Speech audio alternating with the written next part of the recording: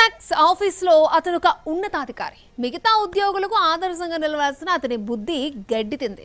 ఏకంగా 70 లక్షల రూపాయల లంచం తీసుకుని సిబిఐ అధికారులకు పట్టుబడ్డాడు. ఇప్పుడు కటకటాల్లో ఓచలు లెక్కపెడుతున్నాడు.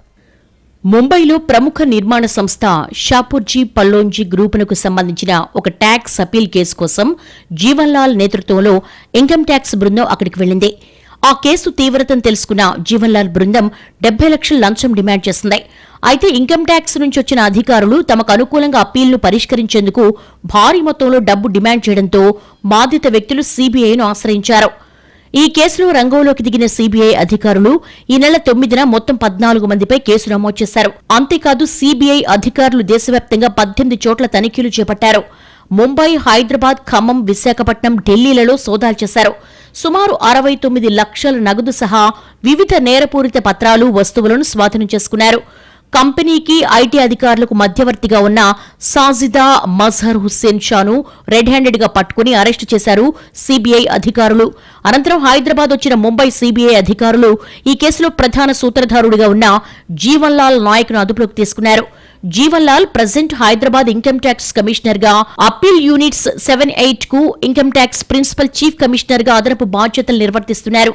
జీవన్ లాల్ తో పాటు ముంబైలోని షాపూర్జీ పల్లోంజీ గ్రూపులో పన్నుల విభాగానికి deputy general manager Viral Kantilal Mehta, శ్రీకాకుళానికి చెందినటువంటి సైరాం పలిశెట్టి, వైజాగ్ కు చెందిన నట్టా వీరనాగ శ్రీరామ్ గోపాల్, ముంబైకి చెందిన సాజిదా మజహర్ హుస్సేన్ షాను అరెస్ట్ చేశారు.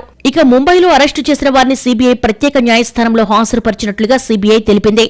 అలాగే ఆంధ్రప్రదేశ్, తెలంగాణలో అరెస్టు చేసిన వారిని సంబంధిత న్యాయస్థానాల్లో ప్రవేశపెట్టారు. మరోవైపు సీబీఐ సోదాలు, అరెస్టులపై షాపూర్జీ పల్లోంజీ గ్రూప్ స్పందించింది.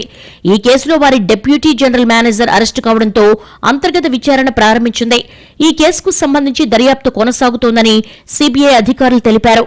ఇక జీవన్ లాల్ 2004 బ్యాచ్ కు చెందిన ఇండియన్ రెవెన్యూ సర్వీస్ అధికారి. ప్రజెంట్ ఆదాయ పన్ను శాఖలోని పన్ను విభాగానికి కమిషనర్ హోదాలో పనిచేస్తున్నారు. అలాగే ఆయన అప్పీల్ యూనిట్ 7, యూనిట్ 8లకు అదనపు బాధ్యతలు నిర్వహిస్తున్నారు.